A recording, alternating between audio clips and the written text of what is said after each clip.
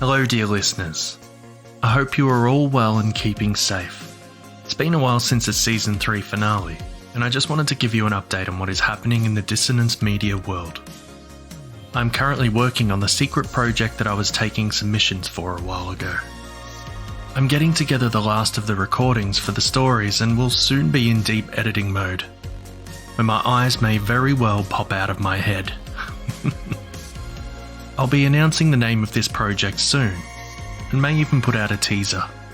I'm very excited about this as I've managed to somehow convince some exceedingly great talent to voice some of these stories that have been written by some fantastic authors that have the patience of the saints.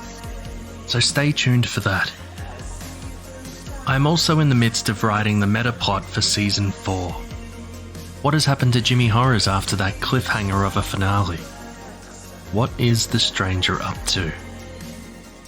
For now, sit back and relax. I have a tale to share to help sate that appetite. Cameron Wood. Written by Robert Pettus. Narrated by Phoenix Fire.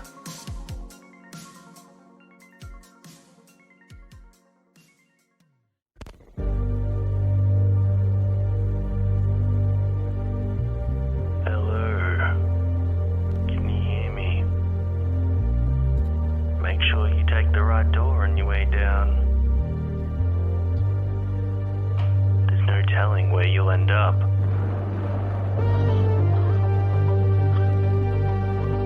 Can you make it through? To the night's end. I'll see you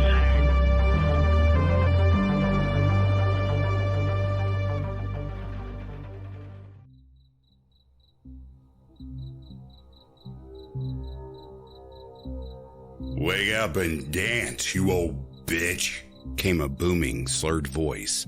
The sound of it reverberated off the thin walls of the now closed dive bar.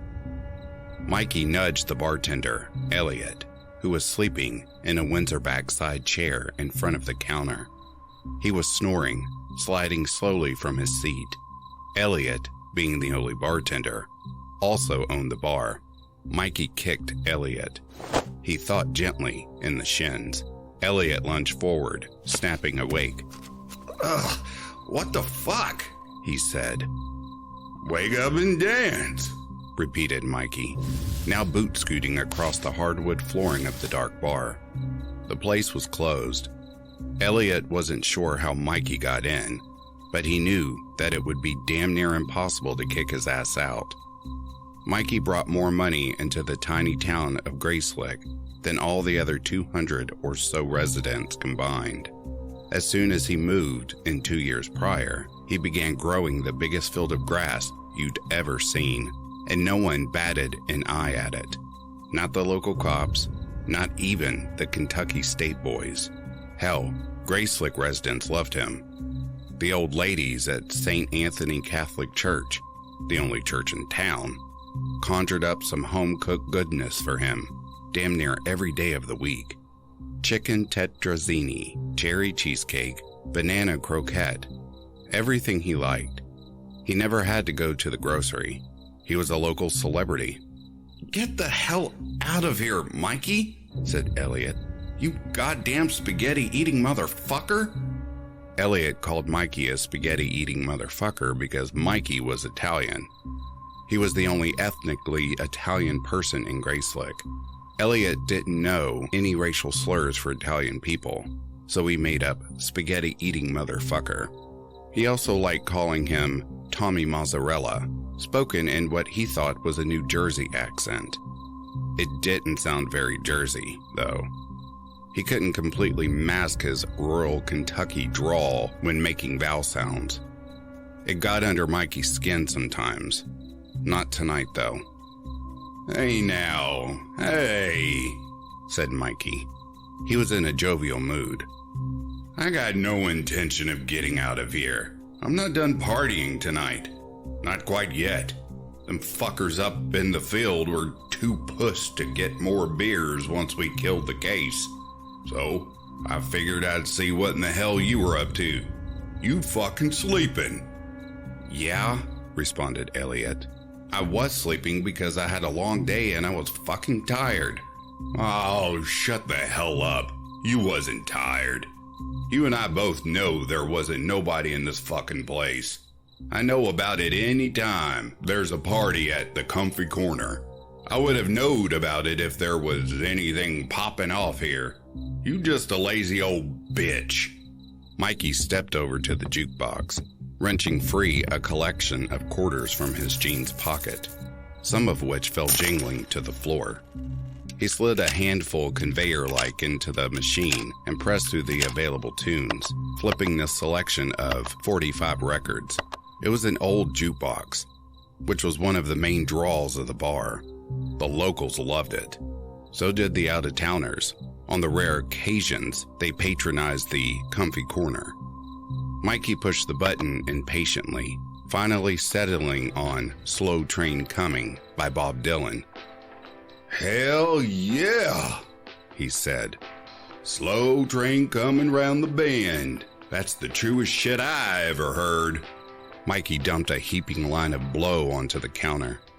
He sniffed it gluttonously, snapping his head skyward. Sweat flung from his long, black hair dampening the floor, screaming like a rabid raccoon. He finished the beer he had snagged for himself, a bottle of Schlitz, free of charge, and smashed it on the counter. He stumbled backward from the counter onto the dance floor and kept dancing, now livelier, though more belligerently. Elliot squinted at him in frustration.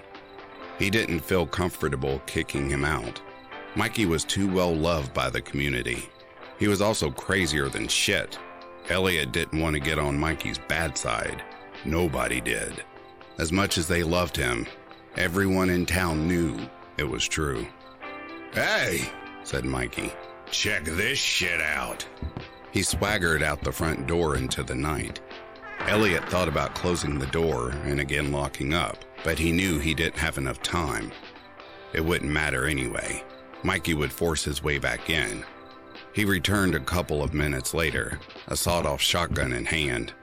Look at this shit, he said, flashing its barrel one-handed across the barroom, as if scoping out what to blast.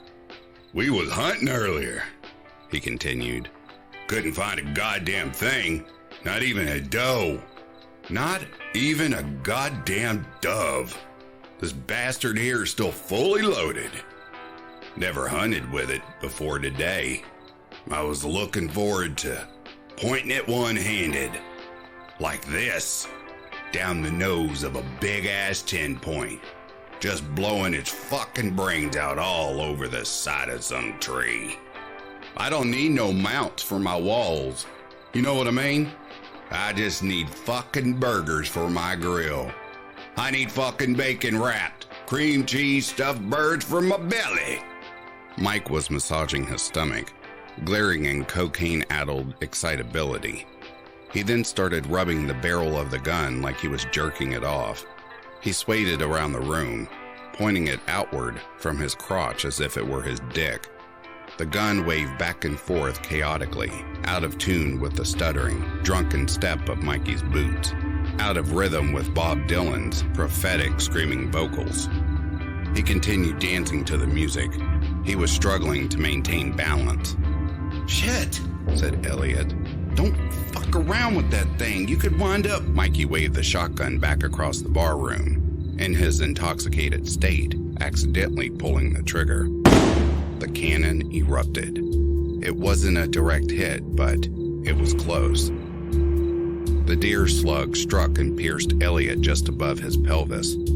The aging man slid from his chair, slithering involuntarily across the floor, leaving a necrotic slug-like trail of blood, thumping his fist to the floor and screaming as the thick, metallic liquid pooled.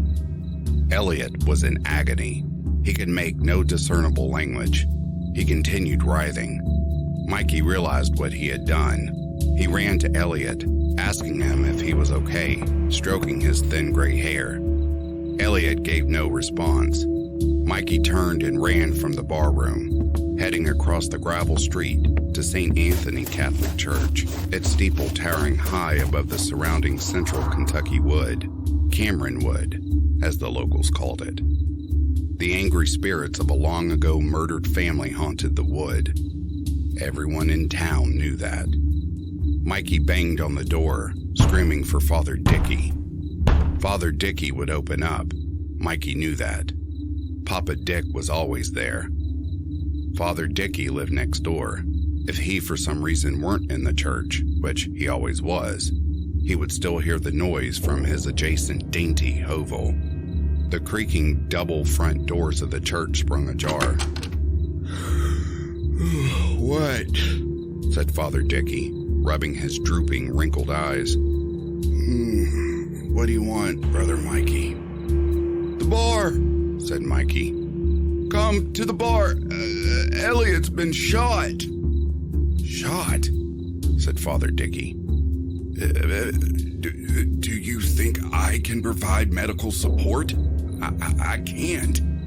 I know, said Mikey. "Ain't nowhere else to go. Ain't no hospitals in Grayslick, is there? Come on, let's go. He fucking died in there." Father Dickey paced briskly into the bar, clothed in his black priestly garb. It was far too late for Elliot, who was bleeding out all over the floor. Who knows how long it would take to remove those stains from the wood? They may never fully clear. The priest glanced backward, scowling at Mikey. Dickey wouldn't say anything to him. Mikey was far too much of a hothead for proselytizing, but he thought Mikey understood his point just from a look. Mikey could be dumber than hell sometimes. He was a hell of a farmer and a natural businessman, but in all other facades of life, he was an idiot. "It's too late for him," said Father Dickey, beginning to administer the last rites. What? What the hell do you mean it's too late? The old bastard's just sitting there like all grouchy like just 10 minutes ago. I shot him with a dull-ass deer slug. Can't kill a man with a fucking deer slug." Mikey was speaking frantically over Elliot's babbling final confession. Father Dickey couldn't understand a word.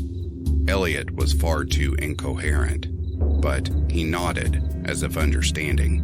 Elliot's incoherent gurgle, combined with Mikey's paranoid, childish raw emotion, filled the barroom with an unnerving grating soundscape.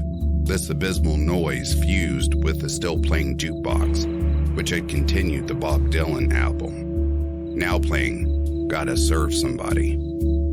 Elliot gobbled up the body of Christ, lips smacking like an infant yet to learn manners. He was struggling to keep the unleavened bread in his mouth, pushing it out involuntarily with his uncooperative dying tongue. He finally swallowed it, washing it down with the wine, a bottle of Gato Negro Cabernet Father Dickey had grabbed from behind the bar.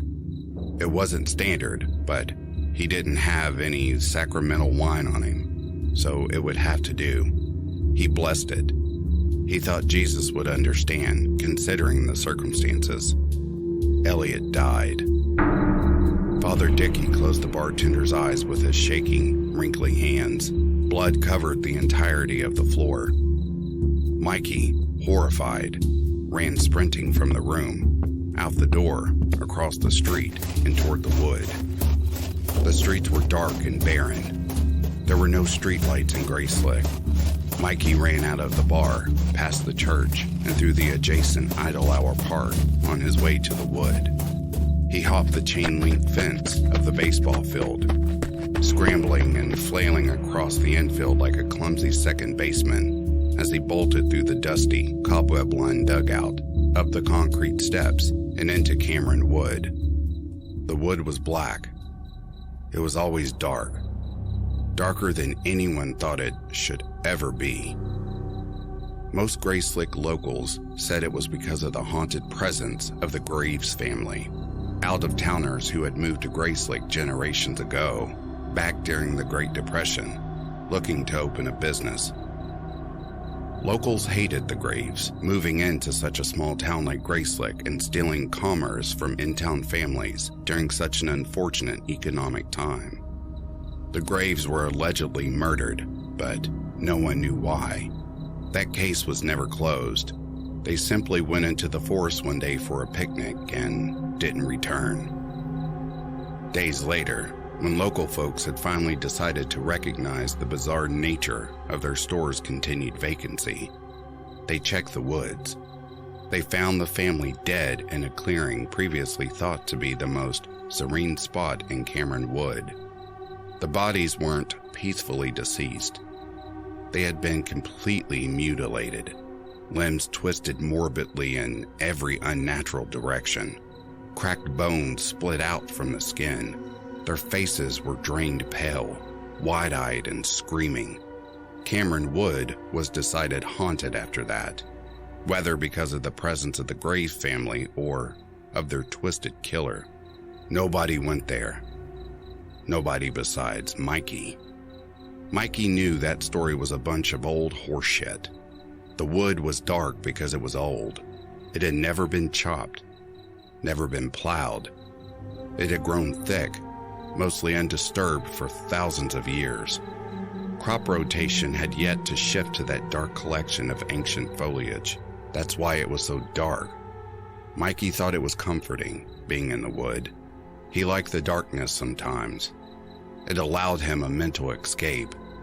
Mikey continued sprinting, his heart already beating at full blast thanks to both the adrenaline from the previous situation and the remnant chaotic energy from the coke, seemed to stabilize the more he ran. This helped Mikey calm down. He ran and ran through the heart of the wood into a perfectly circular clearing. He knew the place well. He always came here when the cops pretended to be suspicious about his field of bud. It was an excellent place to escape. Mikey sat kneeling on the soft ground, his breath heaving as he struggled to catch it. Even in the heat of summer, even in years of drought, this inner sanctum of the wood stayed somehow well hydrated. Mikey felt refreshed simply being there. He continued panting, his hands clutched firmly to his thighs, his now dirty jeans sticking like glue to his chafing, sweating legs. The wood further darkened, which Mikey considered strange. He didn't spend much early morning time this deep in the dewy thick of the trees, but he knew that it should be brightening outside. Morning was breaking, only not in Cameron Wood. Mikey looked around the clearing. A wind was kicking up, rustling the dry leaves and dirt of the forest floor. A circular, tornado-like gust abruptly blew spinning about the clearing. The brittle leaves ruffled from the ground skyward. Mikey noticed the leaves briefly taking a humanoid shape. They then fell back to the earth. The towering old trees shook and groaned as if in otherworldly communication. No light shone in from outside their enclosed canopy. Mikey was afraid. He stood up and backed away, making to exit the wood. He didn't care about the damn cops. He didn't care about Elliot or Father Dickie. Not anymore. He would risk it. This fucking place was giving him the creeps. He turned his back to the forest clearing and darted in a frenzy towards the wall of dense foliage. Before he could make it out of the clearing, he was swept up, legs first, hanging in the air. He was spun around, upside down, through the trees. Apathetic nocturnal wildlife gazed at him from the shaking branches. Bats, raccoons, possums, and owls looking on without care. Mikey shrieked in terror. Ah, fuck! Fuck! His body leveled. He was no longer upside down. His belly was facing the ground as if to fall the 50 feet back to the forest floor. A crushing belly flop. The possessed wind dropped him. He fell hard, hitting the soft dirt and immediately twisting uncontrollably, writhing in pain. The wind picked him back up. He was again upside down, revolving faster and faster as dead leaves swirled as if to encase him in a mummy cocoon. Out from within the visual blockage created by the swirling leaves, he saw the ghostly figures of 4 people. A mother, a father and 2 young children. The Graves family. They stood staring without care at what was happening. They weren't creating the chaos. Mikey could feel that. But they also had no interest in stopping it. The pressure from the force of the spinning wind was crushing. Mikey could feel it splitting his skin and bruising his bones. His eyeballs were pressed to at any moment dislodge. His teeth cracked, continuously buffeted by the supernatural weather. In his final moments, Mikey saw the red-tinted shape of Father Dickey run into the clearing. The priest expressed a knowing look, frantic though unsurprised. Lifting a Bible, he began yelling verses at the growling havoc. Mikey's time had come. With the wind and the leaves still swirling around him, with the pressure finally becoming too much, Mikey's body was split, literally. Blood and bone sprayed outward from the cyclone, coating Father Dickey, his Bible still thrust forward in defense.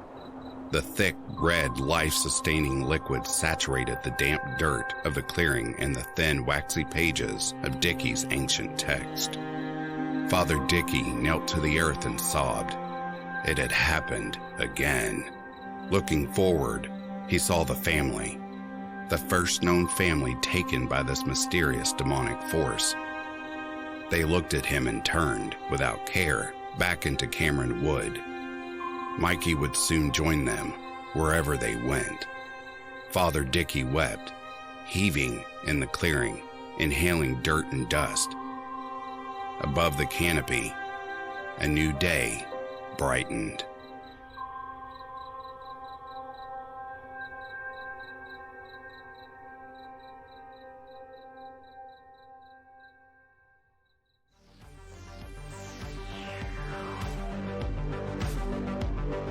You've been listening to the Night's End podcast, which is a production of Dissonance Media. Cameron Wood was written by Robert Pettus. Robert Pettus is an English as a second language teacher at the University of Cincinnati.